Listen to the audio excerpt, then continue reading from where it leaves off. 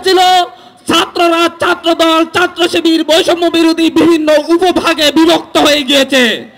তারা ভেবেছিল এই দেশের মানুষ বিএনপি, জামাত, ডান, বাম এই সকল ভাগে বিভক্ত হয়ে গিয়েছে।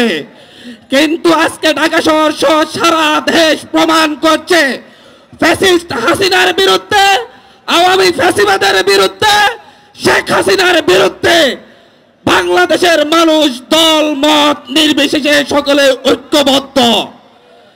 এদেশের মানুষ, এদেশের মানুষের, এদেশের ছাত্রদের, এদেশের নাগরিকদের, এদেশের জনতার, এদেশের কৃষক, শ্রমিক, খেটে খাওয়া মজুরের লড়াইয়ের মানসিকতা এক বিন্দুও কমে যায়নি। তো ঢাকা শহরের প্রতিটি পয়েন্টে পয়েন্টে গতকাল সন্ধ্যার পর থেকেই ছাত্র জনতা, কৃষক, শ্রমিক, মজুর সকলে তাদেরকে প্রতিহতের জন্য রাজপথে স্লোগান তুলেছে। এটা আমাদের একতার শক্তি, এটা আমাদের ন্যায়ের পক্ষের শক্তি, এটা আমাদের গণতান্ত্রিক ঐক্যবদ্ধ সংগঠনগুলোর একতার শক্তি।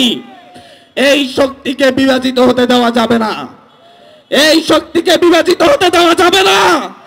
এই শক্তি যদি বিভাজিত হয়, সেই দিল্লির মসনদ থেকে আমার ঢাকাকে তাদের কালো ধোঁয়ায় দূষিত করার চেষ্টা করা হতে পারে। সেই দিল্লিতে বসে বসে আমার দেশকে অস্থিতিশীল করার চেষ্টা করছে ফ্যাসিস্ট হাসিনা। দিল্লিতে বসে বসে ঢাকার বিষয়ে কোনো সিদ্ধান্ত হবে না, দিল্লি থেকে ঢাকায় কোনো সিদ্ধান্ত হবে না। সংগত করার জন্য জীবন দিতে প্রস্তুত। এই তরুণ প্রজন্মকে আপনারা যদি সেই 2014-18 তরুণ প্রজন্ম ভেবে থাকেন, তাহলে আমি বলবো ভুল করছেন। 24-এর তরুণ প্রজন্ম ভয় পায় না।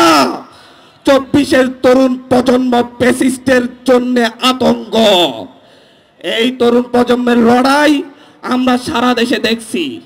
আজকে আমার সামনে যে সকল ভাইয়েরা আছেন বৈষম্য বিরোধী ছাত্র আন্দোলনের পক্ষ থেকে আপনাদের কাছে শুধুমাত্র একটাই আহ্বান রাখবো, আগামীর বাংলাদেশকে আমরা বিভাজিত হতে দিব না, আগামীর বাংলাদেশকে আমরা বিভক্ত হতে দিব না। আগামীর বাংলাদেশে আমরা ছাত্র দল বলেন, ছাত্র শিবির বলেন, ছাত্র ইউনিয়ন বলেন, ছাত্র ফেডারেশন বলেন, ছাত্র ফ্রন্ট বলেন, ডান বাম মধ্যমপন্থী সকলে এক টেবিলে বসে যেন আলাপ আলোচনার মাধ্যমে এই দেশের সকল সিদ্ধান্ত নিতে পারে, সেই ধরনের একটি বাংলাদেশ আমরা প্রতিষ্ঠা করব।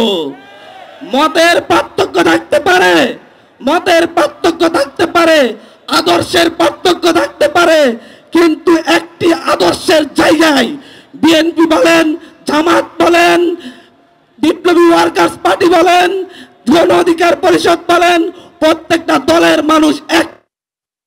আমরা এখন কিছুটা মতভেদ আমাদের মধ্যে থাকতে পারে, কিন্তু আমরা এক জায়গায় এখন ঐক্যবদ্ধ আছি।